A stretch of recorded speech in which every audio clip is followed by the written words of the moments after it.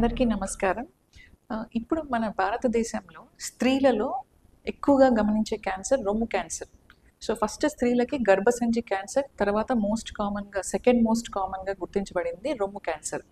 ఇప్పుడు మన భారతదేశంలో ప్రతి 3 నిమిషాలకొకసారి ఒక స్త్రీకి ఈ రొమ్ము క్యాన్సర్‌ని గుర్తిస్తున్నాము. అండ్ ప్రతి 12 నిమిషాలకొకసారి ఒక స్త్రీ ఈ రొమ్ము క్యాన్సర్ తోటి చనిపోతున్నారనమాట. సో, ఇంత కామన్‌గా ఉంటుంది ఇప్పుడు బ్రెస్ట్ క్యాన్సర్ లేదా రొమ్ము క్యాన్సర్. సో, దాని గురించి ఈరోజు మనము తెలుసుకోవడానికి, అంటే దాని యొక్క లక్షణాలేంటి, దాన్ని ఎలా గుర్తించాలి అనేది నేను మీకు తెలియపరుస్తాను. నేను doctor Swapna Srinath, fertility consultant and gynaecologist at Komali fertility centre, Guntur. So, ఈ బ్రెస్ట్ క్యాన్సర్ లేదా రొమ్ము క్యాన్సర్ అనేది ఎక్కువగా లేడీస్‌లో గమనిస్తాము. బట్ లెస్ దాన్ 10%, అంటే ఒక 10% కంటే తక్కువ పురుషుల్లో కూడా గమనిస్తామన్నమాట.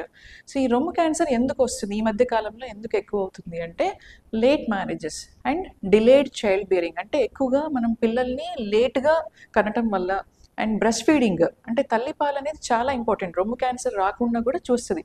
బట్ ఈ మధ్య కాలంలో మనం చూస్తుంటాం చాలామంది లేడీస్ కొంచెం బ్రెస్ట్ ఫీడింగ్‌ని అవాయిడ్ చేస్తున్నారనమాట.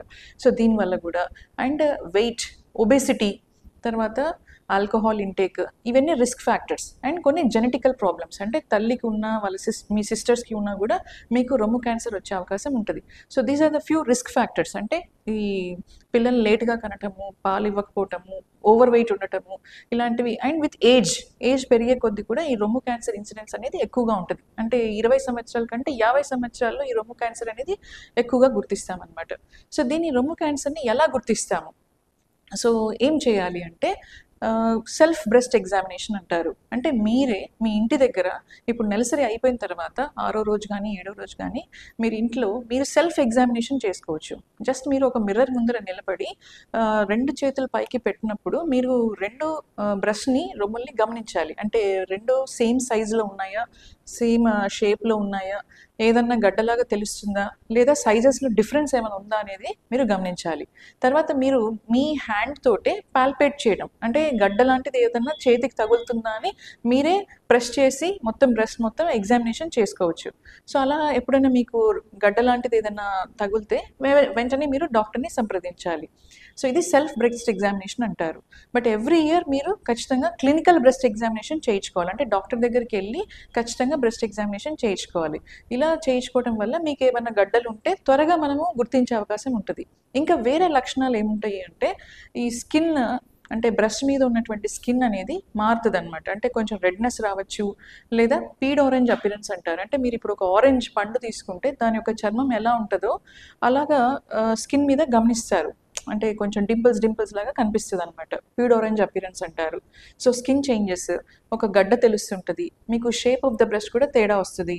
తర్వాత నిప్పుల్ నుంచి ఏమన్నా బ్లడీ డిశ్చార్జ్, అంటే రక్తం లాంటిది ఏదైనా కారటం కానీ గమనిస్తారు. ఇవన్నీ కూడా క్యాన్సర్ యొక్క లక్షణాలు అనమాట.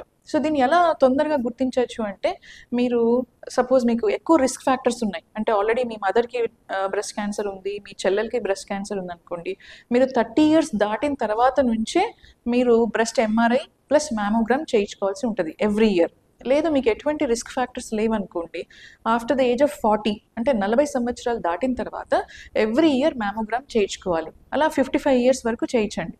55 ఇయర్స్ తర్వాత ఎవ్రీ అదర్ ఇయర్, అంటే ప్రతి సంవత్సరం అవసరం లేదు, ఆల్టర్నేట్ ఇయర్స్ చేయించుకున్నా పర్వాలేదు. సో, మ్యామోగ్రామ్ వల్ల మనం బ్రెస్ట్ క్యాన్సర్ని త్వరగా గుర్తిస్తాము.